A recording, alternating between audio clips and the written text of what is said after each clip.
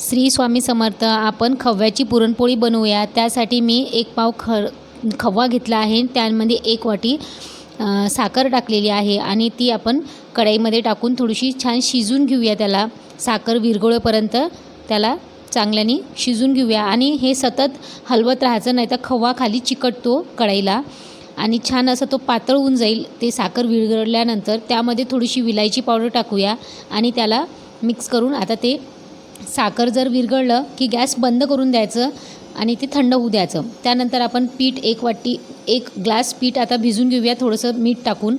आणि पीठ असं पुरणपोळीला कसं एकदम स्मूथ लागते तसं थोडंसं पातळ आपण साध्या पोळ्या टाकतो तेव्हा थोडंसं घट्ट करतो, पण इथे थोडीशी मऊ करायचं आणि भिजून ठेवून द्यायचं. त्यानंतर आपण पुरणपोळी बनवायला घेऊया खव्याची. त्यामध्ये एक गोळा घेऊन त्यामध्ये थोडंसं छोटी पोळी बनवून काटाने पातळ करून त्यामध्ये आपण आता हे थंड झालेला खवा टाकूया. 1 ते 1.5 चम्मच टाका, नाही तर 1ही चम्मच टाकला तरी पुरेसा आहे. ही पोळी जास्त खवा टाकल्या तर खाल्ल्या नाही जात. 1 ते 1.5 चम्मच टाकूया आणि आपण आता ही पुरणपोळी बनवायला घेऊया.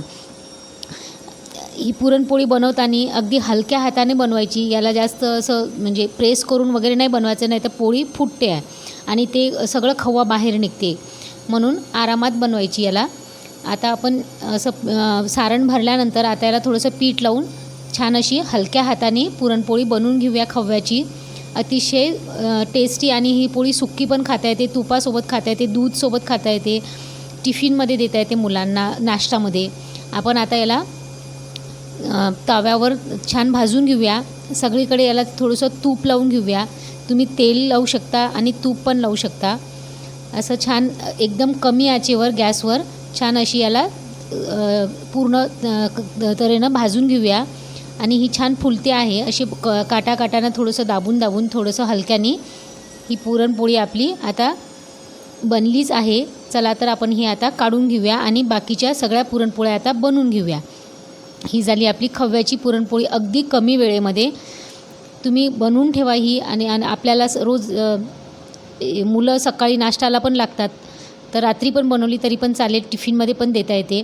आणखीन पुरणपोळी बनवून घेऊया आता बाकीच्या. याच्यामध्ये 1 पाव खव्यामध्ये 10 ते 12 पुरणपोळ्या होते आहे आणि सफिशियंट आहे 10-12 पोळ्या 1 पावमध्ये. जर मोठी फॅमिली असेल तर आणखीन वाढवायचं खवा. बघा 10-12 पुरणपोळ्या बनलेल्या आहे. आता ह्या थंडगार झालेल्या आहे. मी याला आता मुलाला नाश्त्यामध्ये टिफिनमध्ये देते आहे. अगदी मुलं आवडीनं खातात. तुम्हाला जर माझे हे व्हिडिओ आवडले तर माझ्या चॅनलला सबस्क्राईब आणि लाईक करा. थँक्यू. श्री स्वामी समर्थ.